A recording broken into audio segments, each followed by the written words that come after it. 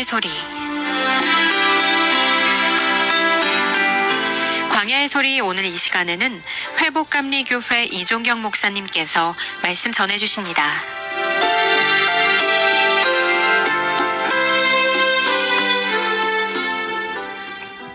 오늘은 요한복음 11장 1절에서 45절까지 말씀을 보면서 명분의 시대에서 오직 복음을 외치라 라는 말씀을 제목 가지고 하나님의 말씀 나누겠습니다.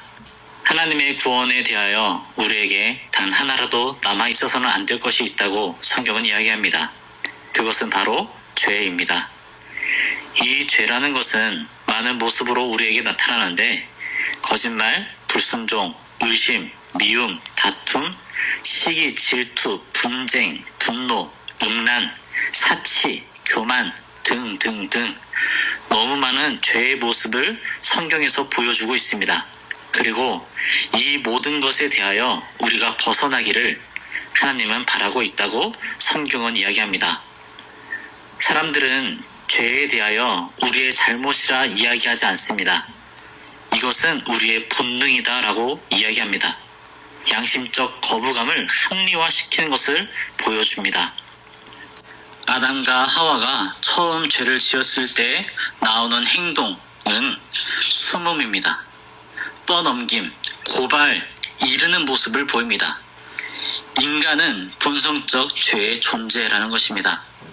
하나님의 사랑이 본성적 죄의 존재가 된 하나님의 최고의 피조물에게 비치는 것은 하나님의 은혜와 사랑이라 이야기할 수 있습니다. 본성적 죄의 존재가 알지 못할 뿐이죠.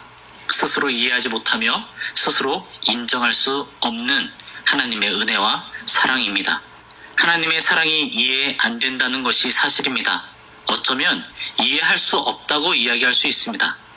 독생자 아들 예수 그리스도, 약속된 구세주 메시아를 창조주가 피조물로서 가장 천한 곳에 탄생하게 하시며 가장 처참하게 죽임당하게 하는 것이 하나님의 계획이라는 것에 사람은 이해할 수 없다라는 것이 사실이라고 생각합니다. 누군가를 살리기 위해서 나를 던지는 것은 그 사람의 희생정신이라고 봅니다. 뛰어난 것이죠. 그러나 누군가를 살리기 위해서 자신과 자녀들까지 뛰어드는 것은 희생 정신을 넘어선 사랑이라고 여겨집니다.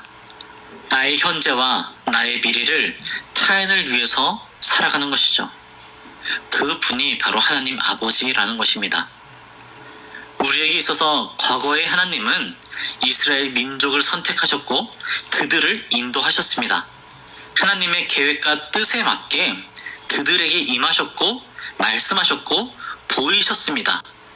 선택된 민족 그들을 통해 볼 수 있었던 인간의 모습은 순종하기도 하였지만 죄성을 다시 찾기도 하는 인간의 본연적 모습을 보여주고 있습니다. 하나님이 자신들에게 이익이 되었을 때, 자신들에게 힘이 되었을 때 하나님을 찬양했습니다. 순종하였습니다. 십계명과 레위기를 통하여 하나님의 말씀으로 나라의 법이 세워지고 순종을 해야 할 명분이 생겼을 때 그들은 하나님께 예배하고 순종하는 모습을 보였습니다. 명분이라는 것은 정당한 이유입니다. 하나님의 말씀이 곧 법이 된 나라이기에 하나님의 말씀을 지키는 것, 그것이 곧 법이었습니다. 하지만 믿음이 없는 형식상의 삶의 모습이었습니다. 하나님의 말씀으로 세워진 법이 그들의 삶을 이끌었지만 믿음이 없는 삶의 모습은 하나님의 뜻이 아니었습니다. 하나님에게 나아가는 것, 하나님과의 교제가 회복되는 것이 바로 하나님의 뜻이었던 것이죠. 명분만 있는 신앙생활, 모래 위에 쌓은 집과 같이 무너집니다. 하나님을 믿는다는 것이 나에게 이익을 위함도 아니고 하나님을 믿는다는 것이 하나님의 힘을 의지하기 때문에 하나님을 믿는다라는 고백도 아니고 더 나아가 하나님을 믿는다는 것이 하나님의 법을 지키면 구원받는다는 그 명분에만 머무르는 신앙이라면 이건 역시 더 초월해야 합니다. 어찌 보면 우리가 쌓아가는 이 신앙을 다시 한번 바라보고 그 기둥, 그 초석, 그 집안을 다시 한번 바라봐야 되는 것이죠. 우리의 신앙생활을 어디에 쌓아야 합니까? 바로 오직 믿음이라는 것입니다. 나라는 본성적 죄인에게 손 내미시고 구원의 길을, 교제의 길을, 회복의 길을 두 팔 벌려 여신 하나님의 은혜와 사랑에 달려가는 우리 모두가 되기를 바랍니다. 하나님의 이해 안 되는 인도하심을 우리는 성경 속에서 몇 가지를 뽑아볼 수가 있습니다. 홍해 앞에서 모세와 이스라엘 민족을 생각해 보시길 바랍니다. 구름 기둥 따라, 불 기둥 따라, 모세 따라, 그것만 따라가는 것이 하나님의 인도하심을 받는다고 하였습니다. 눈을 떠 앞을 보니 홍해의 바다가 펼쳐졌습니다. 헤엄쳐서 건너갈 만한 바다가 아닙니다. 하나님의 인도하심 따라 가보니 눈앞에 펼쳐진 바다, 절대로 내 힘으로 건널 수 없는 바다가 펼쳐져 있습니다. 또 한 가지, 이 출애굽을 위해서 10가지 재앙을 하나님께서 애굽에 일으키십니다. 그 마지막 재앙, 10번째에 무슨 일이 벌어집니까? 애굽의 모든 가정에 첫 아들이 죽는 재앙이 벌어집니다. 이 재앙을 내 삶에 대입해 본다면 이것이 얼마나 최악의 재앙인지 추측할 수 있습니다. 하나님께서 이 10번째 재앙 전에 이스라엘 백성에게 무엇을 명하십니까? 출애굽기 12장 5절부터 13절을 본다면 이 최악의 재앙에서 살아남는 법을 모세와 아론을 통해서 이스라엘 백성에게 전파시킵니다. 단순하게 얘기를 드린다면 1번 4일 전 미리 준비된 1년 된 흠없고 점없는 순양이나 순염소를 저녁 해가 지면 잡는다. 2번 고기를 밖으로 나가게 하지도 않고 양이 많으면 이웃도 미리 불러서 같이 먹는다. 뼈도 꺾지 않고 그대로 그 모습 그대로 모두 먹는다. 그 피를 먹는 집 문설주와 인방, 문 위입니다. 위, 양 옆과 위에 바른다. 그날 밤에 무조건 구워서만 먹고 쓴 나물, 무교병, 발효되지 않는 생것, 생빵, 생과자 같은 것인데 이것을 먹고 안 먹던 머리, 내장까지도 다 구워 먹어라. 또 볼 수 있는 것은 허리띠를 띠고 신을 신고 지팡이를 잡고 급히 먹을 것이라고 하나님께서는 설명하십니다. 이러면 이 최악의 재앙에서 살아남을 것이다 라는 것이죠. 이스라엘 백성들은 이 모세와 아론을 통해 전달된 하나님의 말씀에 어떻게 행동했을까요? 성경의 기록에는 유월절을 앞두고 이스라엘 민족에게 소란이 일어났다는 말씀이 없습니다. 성경에서 이스라엘 민족을 좋게 보이기 위해 기록을 안 했을까라는 생각도 들지만 다시 한번 출애굽을 쭉 본다면 이 출애굽 뒷부분에 이스라엘 민족의 불순종, 안 좋은 모습 엄청 나옵니다. 이미 9번의 재앙을 통해 본 하나님의 역사하심을 그들은 피부로 느끼고 있었다고 생각할 수가 있을 것 같습니다.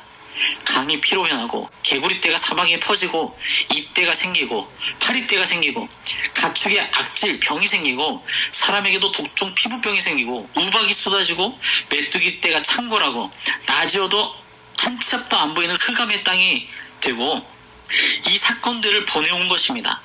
하나님 앞에 인간의 무능력함을 처절하게 느껴온 것입니다. 그런 하나님의 말씀이 마지막 최악의 재앙을 기다리는 자들에게 말씀하셨으니 소란 없이 그대로 순종하게 되었던 것이라 생각합니다. 이미 400년이라는 시간 동안 하나님 없이 노예 생활을 하던 이들에게 나타난 하나님의 역사는 그들에게 이익이 되었고 힘이 되었고 명분이 되었습니다. 사람은 명분을 찾습니다. 어떠한 일이든지 왜 일어났는지 정당한 이유를 찾고자 합니다.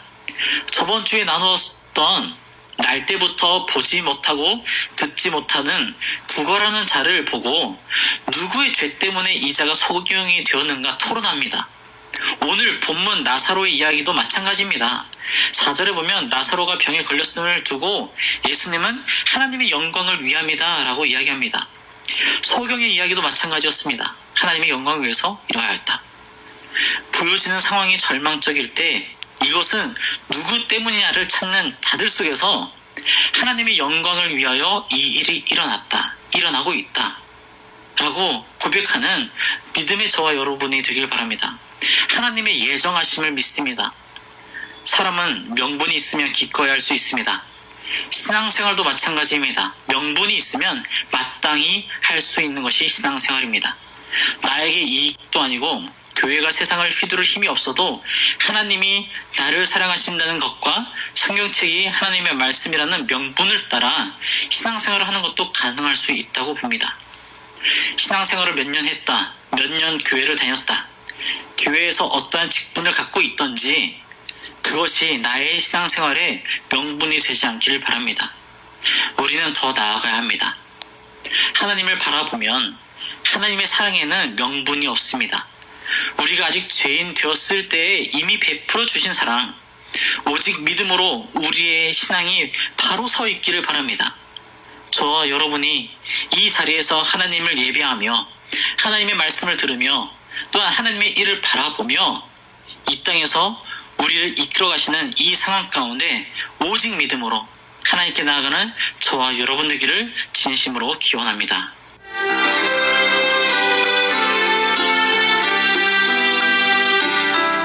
광야의 소리 지금까지 대구시 북구 팔거천서로에 위치한 회복감리교회 이종경 목사님께서 말씀 전해주셨습니다. 오늘 말씀 들으시고 신앙생활에 도움받기 원하시거나 예수님을 나의 구주로 영접하기 원하시는 분은 대구 전화 268-1692 268국에 1692번 회복감리교회로 연락주시기 바랍니다.